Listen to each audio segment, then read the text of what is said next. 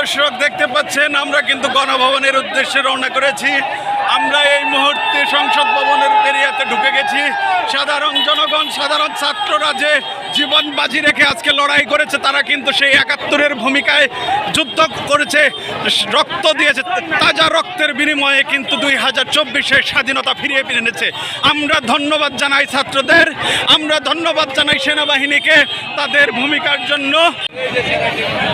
দর্শক দেখতে পাচ্ছেন আজকে কিন্তু বাংলাদেশ আবার নতুন করে স্বাধীন হয়েছে। ৭১-এর পর আবারও ২০২৪ সালে বাংলাদেশ স্বাধীন হয়েছে। আমাদের ছাত্রদের তাজা রক্তের বিনিময়ে আজকে আমরা এই স্বাধীন বাংলাদেশ পেয়েছি। স্বৈরা শাসক শেখ হাসিনা আজকে কিন্তু এই গণভবন থেকে পালিয়েছে। দেখতে পাচ্ছেন জনগণের ক্রোধ, দীর্ঘদিনের যে ক্রোধ, সেই ক্রোধের বহিঃপ্রকাশ দেখতে পাচ্ছেন। জনগণ কিন্তু সব ছিন্ন ভিন্ন করে ফেলেছে।